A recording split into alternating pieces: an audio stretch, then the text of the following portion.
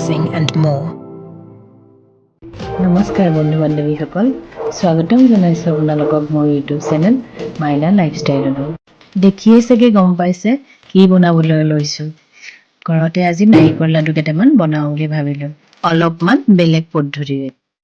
দুটা নাৰিকল ৰুকি ল'লোঁ। এতিয়া কেৰাহী পাতি নাৰিকলখিনি তাত দি দিলোঁ। গোটা গোটা থাকি যোৱাৰ বাবে সেইখিনি হাতেৰে আঁতৰাই লৈছোঁ। গোটেইখিনি নাৰিকল ভালদৰে কেৰাহীত দিয়াৰ পিছত লাহে লাহে অলপ ভাজি লৈছোঁ। কম জুইত অলপ ভজাৰ পাছত ইয়াতে চেনি দিবলৈ আৰম্ভ কৰিলোঁ। দুটা নাৰিকলত 4 কাপ দিয়া হয় যদিও আজি মই টেমাৰেই চব দি দিলোঁ। চেনি দি লাহে লাহে ভাজি গ'লোঁ। এটা জোখ পোৱাৰ পিছত যিমানটো পৰিমাণৰ চেনি লাগে সিমানটো লোৱাৰ পাছত মই ৰখি দিলোঁ।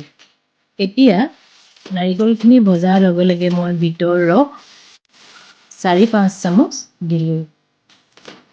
নাৰিকলৰ লগত বিটৰ ৰস দিয়াৰ পিছত নাৰিকলৰ কালাৰটো বিটৰ ৰঙত ৰঙীন হৈ গ'ল। চাওকচোন কি সুন্দৰ লাগিছে কালাৰটো, নাৰিকলৰ লাড়ু বুলি ধৰিবই নোৱাৰিব। এতিয়া মই ইয়াতে অলপ চফৰ গুড়ি দিছোঁ। ইলাচি, দালচেনি গুড়িও দিব পাৰে, কিন্তু মই দিয়া হোৱা নাই। লাহে লাহে ভজাৰ পিছত ইয়াৰ আঠাটো আহিছে নাই এবাৰ চেক কৰি গৈছোঁ। আঠা যেন হোৱা দেখা পোৱাৰ পাছত সেইখিনি নমাই গ'লোঁ। এতিয়া লাহে লাহে এটা এটাকৈ লাড়ু বান্ধিবলৈ আৰম্ভ কৰিলোঁ। বন্ধুসকল, আপোনালোকেও এবাৰ এনেকৈ বনাই খাবচোন, খুব সুন্দৰ হয়।